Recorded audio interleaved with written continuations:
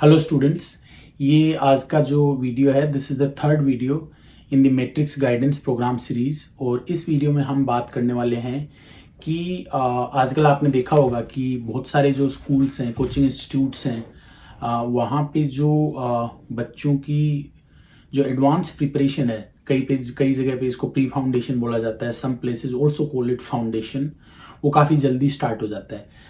And effectively हम क्या बोल रहे हैं कि जो बच्चों की जो यूनिवर्सिटी एंट्रेंस एग्ज़ाम होते हैं उनकी जो प्रिपरेशन है वो जल्दी स्टार्ट होने लग गई है। तो डेफिनेटली जो भी पेरेंट्स हैं जिनके बच्चे अभी स्कूल में हैं, let's say even primary school में हैं या मिडिल स्कूल में हैं, they always have a question in their mind कि यार ये जो यूनिवर्सिटी एग्ज़ाम्स की प्रिपरेशन है, जेई की, नीट की, क्लैट की, सीयूईटी जैसे आजकल हो गया है, इनकी प्रिपरेशन स्टार्ट करने का सबसे सही टाइम क्या है। तो इस वीडियो में हम इन्हीं चीज़ों के बारे में बात करने वाले हैं। स्टार्ट करते हैं हम।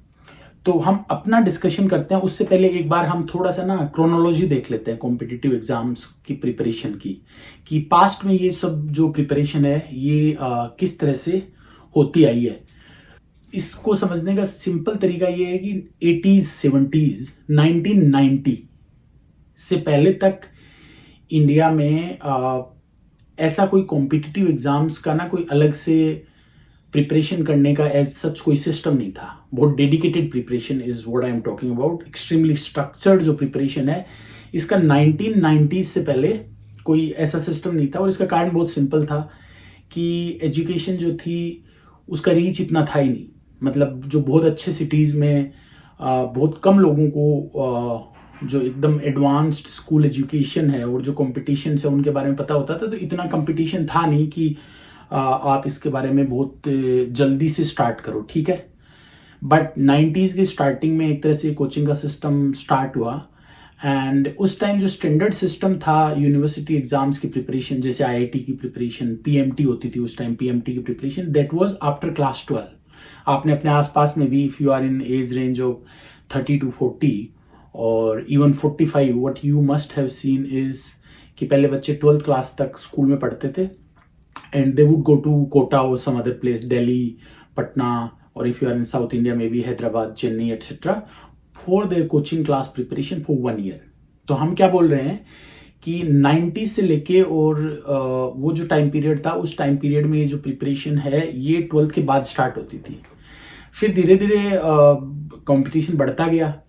12th के बाद बच्चे जाके स्टार्ट करते थे तो बहुत सारे गार्जियन ने देखा, बच्चों ने एक्सपीरियंस किया कि एक साल में उनका रिजल्ट आ ही नहीं पा रहा है। There is so much competition कि वो एक साल तैयारी करके और मेडिकल स्कूल में एडमिशन नहीं हो पा रहा है, पीएमटी क्लियर नहीं हो पा रही है, आईआईटी का एग्जाम क्लियर नहीं हो पा रहा है। So then what they started doing is कि उन्होंने थोड़ा ये जो कोचिंग है इसको थोड़ा प्रीपोन कर दिया। They started it in class 11। तो आप क्या देखोगे, जैसा इस स्लाइड में भी दिख रहा है आपको, कि 2005 से 2015 का जो टाइम पीरियड था, this preparation started in class 11 mostly, ठीक है। और बच्चे 10th करने के बाद उनको मेडिकल करना है या इंजीनियरिंग करना है, जो भी है उसके हिसाब से वो अपना स्टार्ट कर लेते थे प्रिपरेशन। फिर आप क्या देख रहे हो कि पिछले 8-7 साल पहले, अराउंड 2015, वो थोड़ा और पहले शिफ्ट हो गया कि 11 इज टू लेट।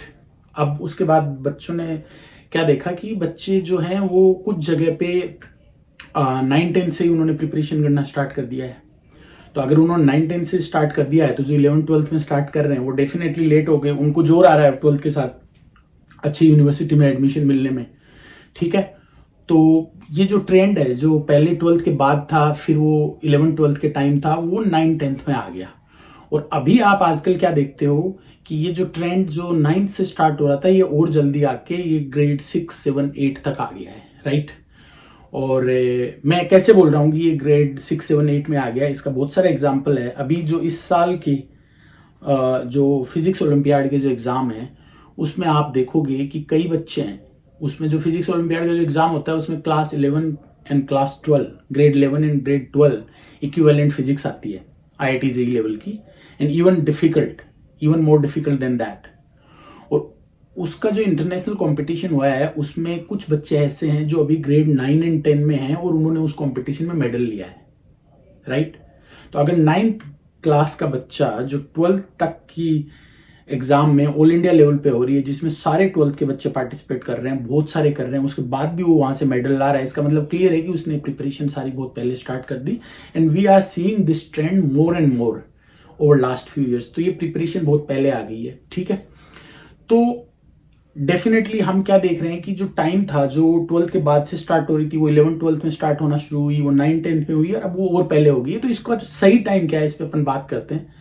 तो सबसे पहले अपन बात करते हैं कि what is the popular perception in media about this.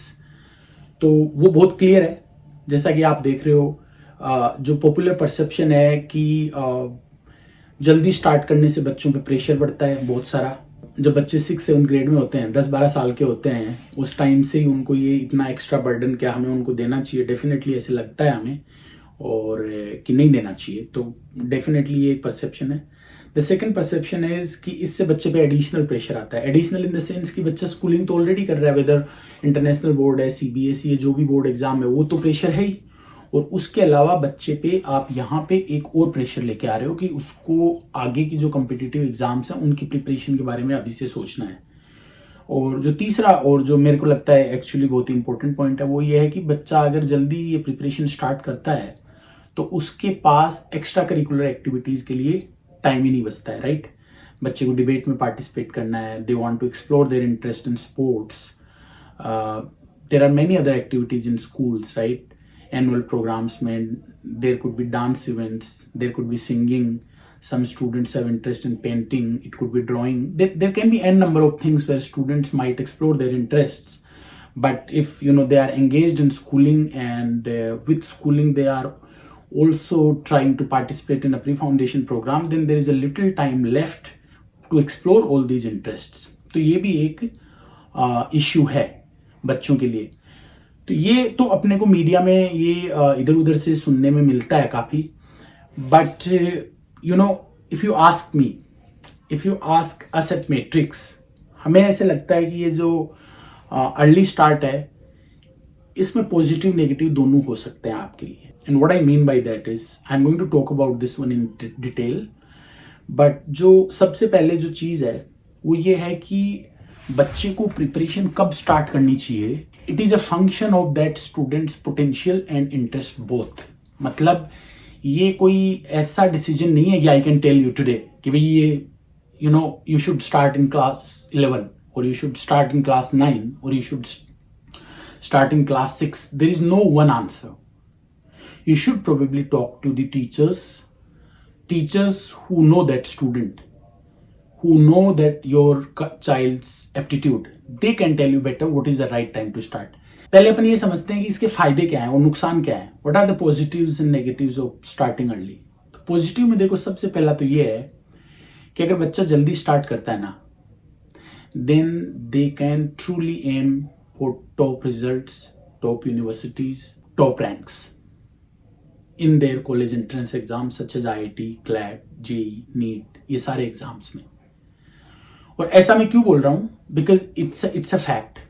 अगर आप पिछले कुछ सालों के रिजल्ट उठा के देखोगे तो आप देखोगे कि सारे जो ऊपर के रिजल्ट्स हैं, जो टॉप 100, टॉप 200, उनमें हार्डली ऐसे बच्चे होते हैं जो बहुत लेट स्टार्ट करते हैं। ज़्यादातर जो बच्चे होते हैं वो वही आपको मिलेंगे जो बहुत जल्दी अपनी प्रिपरेशन को स्टार्ट कर देते हैं। तो डेफिनेटली एक बेनिफिट इसका ये है कि अगर कोई बच्चा अपनी प्रिपरेशन को बहुत जल्दी स्टार्ट करता है तो they can definitely achieve more. That's the first benefit. Second benefit definitely habit formation का है। अगर जल्दी किसी चीज़ को स्टार्ट करते हैं, लंबे टाइम तक रिपीट करते हैं, तो हैबिट जो है वो उसका formation, habit formation becomes easy, right. And by the time those students are in grade 11 और 12, they are in that habit to prepare in that particular way that helps them crack these exams. तो उनके overall success के chance उस perspective से भी ज़्यादा हो जाते हैं। there is a, I don't remember the name of the author, but there is a very popular 10,000 hours rule कि अगर आप कोई चीज़ को लंबे टाइम तक करते हो तो you definitely become better at that. इसके कई बेनिफिट हैं। फॉर एग्जाम्पल बहुत सारे जो अच्छे टेनिस प्लेयर्स होते हैं, फुटबॉल प्लेयर्स हैं, they start very early, age 3, 4, 5, 6, 7, right.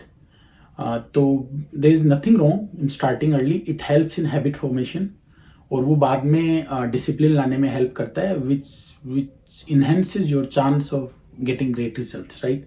तो वो डेफिनेटली बेनिफिट है। तीसरा जो इम्पोर्टेंट इसका बेनिफिट है वो ये है कि if you start early then you can actually avoid the extreme pressure that the student will go through if they start at a late stage, for example either in grade 11 or after grade 12, because you have started early, so you avoid that extreme pressure towards the end of your school time, right? 11th 12th में you won't have that kind of pressure, तो वो benefit है।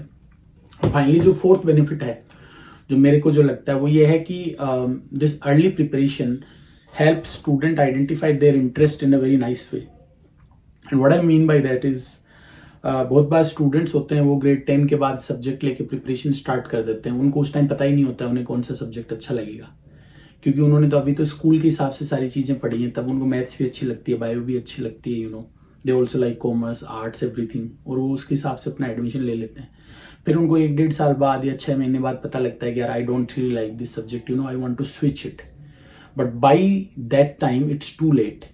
It's too late because उन्होंने 11th class में maths पढ़ा है, 12th में if you want to switch to biology then आपका 11th का मिस हो गया and you don't have that much time before your NEET exam, right? But if you start early, then by the time you pass your class 10th exam, you have had enough experience with those subjects. आपको पता है कि आपका interest कहाँ पे है, क्योंकि आप वो सारे सब्जेक्ट्स को एडवांस लेवल पे पढ़ चुके हो, राइट? और आपको अगर अच्छे से पता है तो आप सही डिसीजन ले सकते हो। तो जैसे मैंने कहा कि ये जो अर्ली प्रिपरेशन है ये बच्चों को उनके इंटरेस्ट से थोड़ा they become familiar with their interest, where their true interests lie. When they spend time with those subjects, advanced subjects, they identify whether they like those subjects or not. That's definitely a benefit. तो ये मेरे ख्याल से early start करने के काफ़ी सारे positives हैं। Now coming to the negatives of early start, जैसा कि पहले मैंने बोला था मीडिया में जो परसेप्शन है, there is no smoke without fire, right?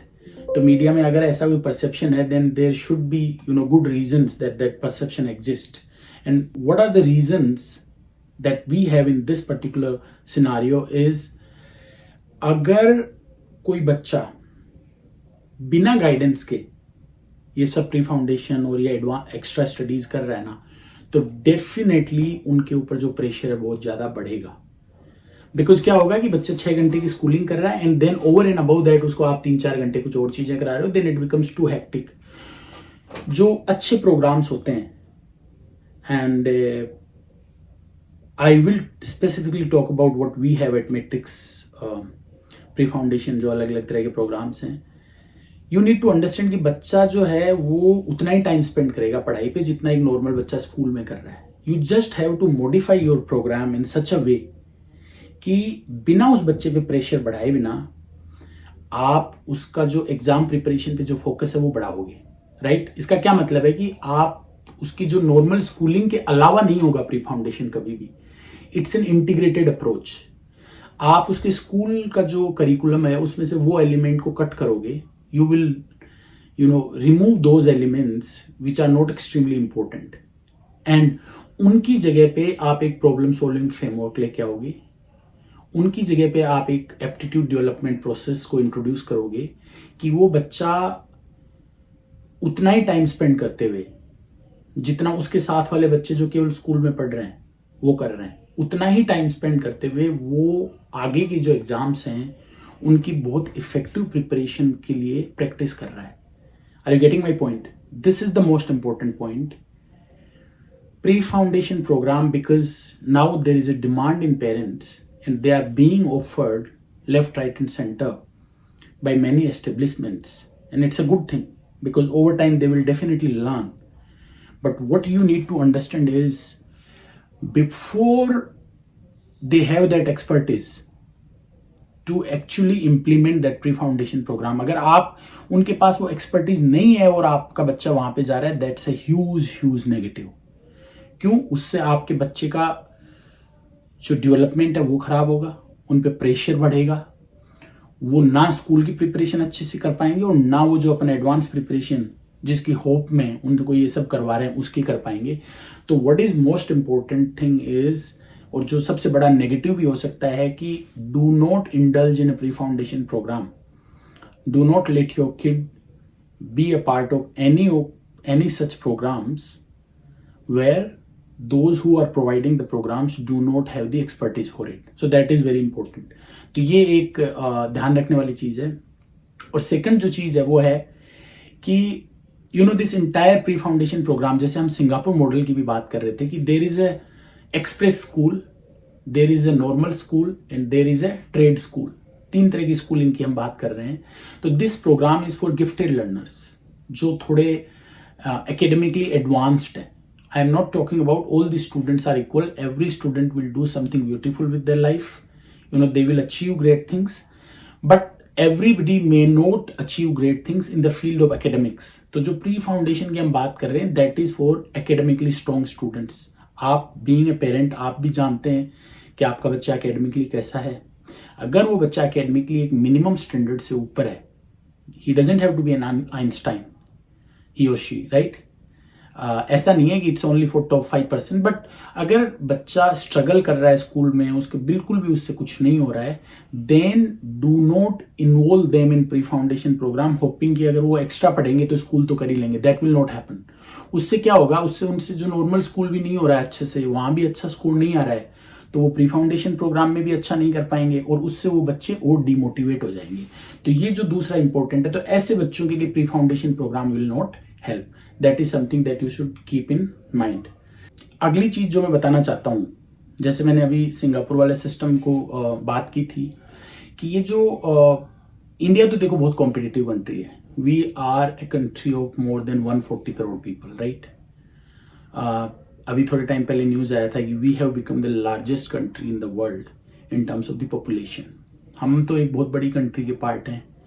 Resources बहुत कम है और उनके लिए कंपटीशन बहुत ज़्यादा है. तो कई बार ऐसे लगता है कि क्या इसकी वजह से हमारे बच्चों को इतना प्रेशर झेलना पड़ता है क्या. But this is not true. For example, I did a very extensive research.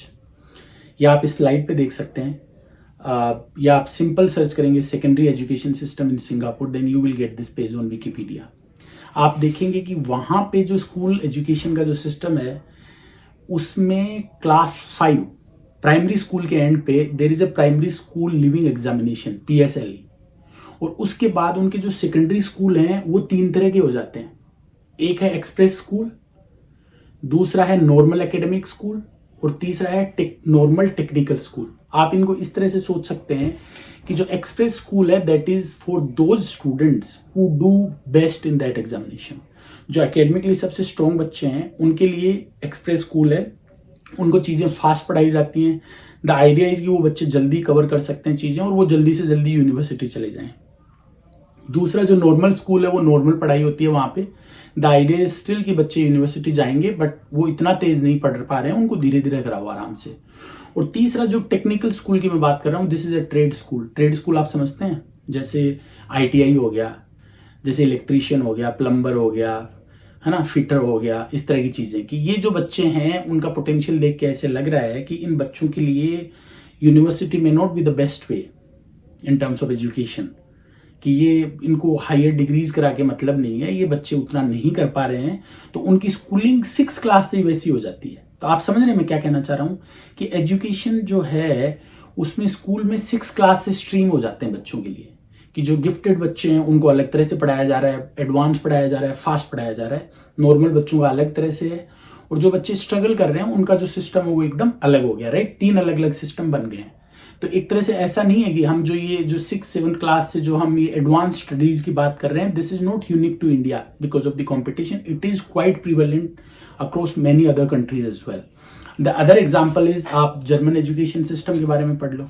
वहाँ पे भी क्लास 6 से जो ग्रेड 6 है उससे जो स्कूलिंग सिस्टम है वो ऐसे बाइफर्केट हो जाता है कि जो एडवांस्ड बच्चे हैं जिनको यूनिवर्सिटी जाना है, एकेडमिक्स में फोकस करना है, उनके लिए अलग तरह की पढ़ाई है.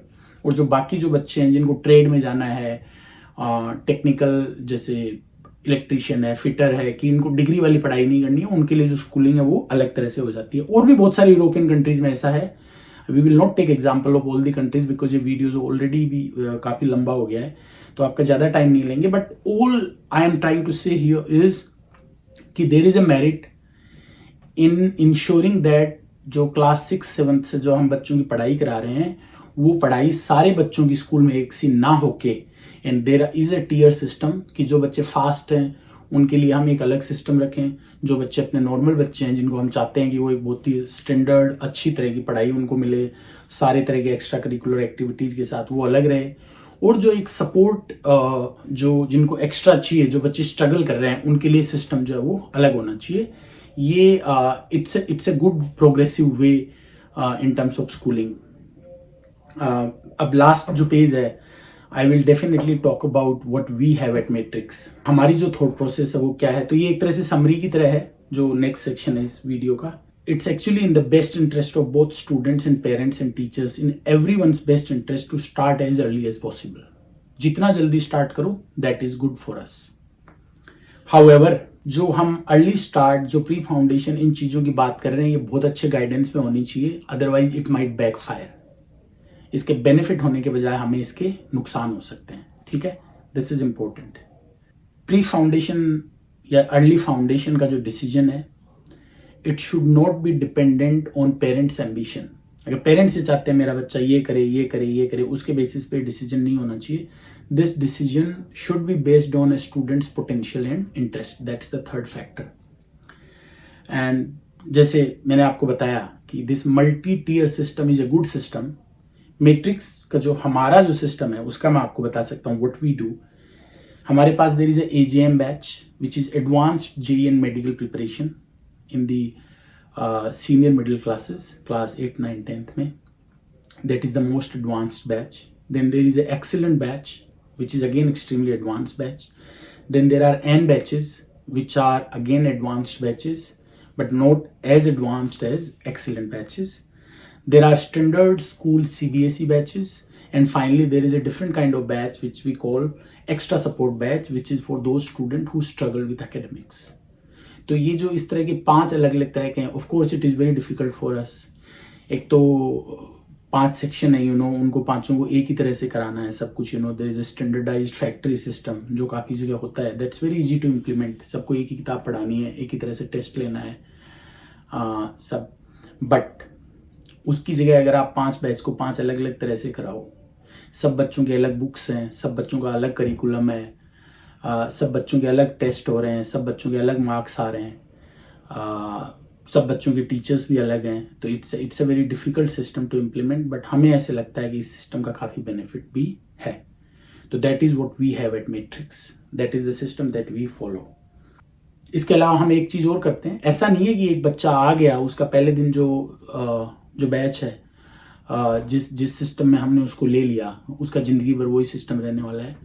साल के एंड पे तो बैचेज चेंज होते ही हैं, रिव्यू होते ही हैं, डिपेंडिंग ऑन देयर परफॉर्मेंस, वो कितना कोप कर पा रहे हैं, कितने कंफर्टेबल हैं जो कराया जा रहा है उसके साथ। ड्यूरिंग द ईयर भी अगर ऐसे केसेस आते हैं कि ये बच्चे से इतना नहीं हो पा रहा है या this student is capable of doing more academically, तो we do switch these batches. So this is how we do it at Matrix. Okay, so thank you for watching this video. Thank you very much.